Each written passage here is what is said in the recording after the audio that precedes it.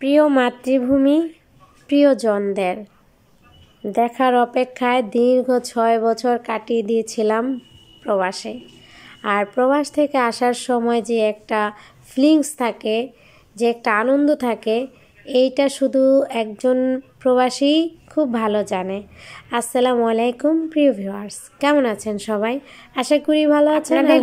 আমিও আলহামদুলিল্লাহ অনেক ভালো আছি। তো বিমানে ওঠার পরে যে দৃশ্যগুলো, সেগুলো আপনাদের সাথে আমি শেয়ার করার চেষ্টা করতেছি। যখন বিমানটা ল্যান্ড করে বাংলাদেশে, সেই আগ মুহূর্তের ভিডিওটা আপনাদের কাছে কেমন লেগেছে অবশ্যই কমেন্টে বলে যাবেন। দেখতে পাচ্ছেন আকাশে সূর্যটা মাশাআল্লাহ দেখতে কতটা সুন্দর লাগছে। এটা কিন্তু বাংলাদেশে যখন ঢুকছে ঠিক ওই মুহূর্তের চিত্র।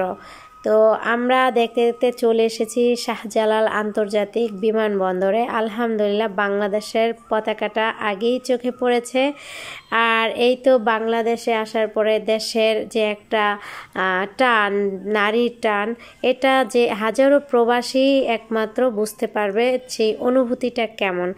ভিউয়ার্স, আপনাদের কাছে ভিডিও ভালো লাগলে অবশ্যই একটি লাইক দিবেন, চ্যানেলটাকে সাবস্ক্রাইব করবেন, পাশে থাকা বেল আইকনটা টাচ করবেন। ইতিমধ্যে যারা আমার চ্যানেলটাকে সাবস্ক্রাইব করে ফেলেছেন তাদেরকে জানাই অসংখ্য ধন্যবাদ। তারপরে আমরা বিমান থেকে নেমে যে যার মতো করে ধীর গতিতে চলতে থাকলাম ইমিগ্রেশনের কাছাকাছি। তো এখানে আসার পরে একটা কথা খুব ভালো করে আমার মনে পড়ে গেল, কারণ এর আগেও আমি অনেকবার এসেছি। আর তখনকার চিত্রটা ছিল একটু ভিন্ন, অনেক জ্যাম ছিল, তারপরে অনেক সময় ধরে দীর্ঘ সময় লাইন ধরে দাঁড়িয়ে থাকতে হতো। কিন্তু এবার আসার পরে আলহামদুলিল্লাহ অনেকটাই পরিবর্তন হয়ে গেছে, অতটাও জ্যাম না, সব কিছুই খুব দ্রুতই কমপ্লিট করা গেছে। তো এইভাবে আমরা লিফটে চলে আসলাম নিচে ইমিগ্রেশনের সামনে। তো এখানে আমরা ইমিগ্রেশনে দেখতে পেলাম সবাই কিন্তু যার যার সাইডে দাঁড়িয়ে আছে।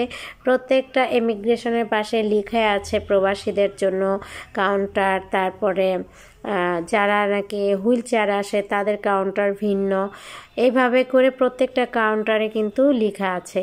তো আমরাও আমাদের মতো করে দিয়ে দিলাম। এরপর চলে গেলাম এই যে বেল্টের কাছে। বেল্টে আসার পরে অপেক্ষা করতেছিলাম আমাদের যার যার যেই সামান সেগুলা চিনে তারপরে নিয়ে যাওয়া। তো আলহামদুলিল্লাহ আমি আমার প্রত্যেকটা জিনিসই খুব সুন্দরভাবে পেয়ে গেছি। তারপরে এখান থেকে বের হয়ে ব্যাংকে টাকা ভাঙানো, এখানে আমি টাকা ভাঙিয়েছি। এখানে কিন্তু লেখাই থাকে কোন দেশের টাকা কত রেট, প্রত্যেকটাই লেখা থাকে। আর এর ভিতরও ব্যাংকের মধ্যে রেট কম বেশি দিয়ে থাকে, সেটাও কিন্তু বলে থাকেন ওনারা। আর এইভাবেই প্রিয়জনদেরকে দেখার অপেক্ষায় তারাও কিন্তু আমার জন্য দীর্ঘ সময় ধরে অপেক্ষা করতেছিল। তারপর সব কিছু কমপ্লিট করে আলহামদুলিল্লাহ বেরিয়ে আসলাম। প্রিয়জনদেরকে এক নজর দেখলাম, দেখার পরে সেই অনুভূতিটা যে কেমন হয়েছে সেটা শুধু একমাত্র প্রবাসীরাই বলতে পারবে। সবাই ভালো থাকবেন, সুস্থ থাকবেন, নেক্সট ভিডিওর অপেক্ষায় থাকবেন। আজ এ পর্যন্ত, আল্লাহ হাফেজ।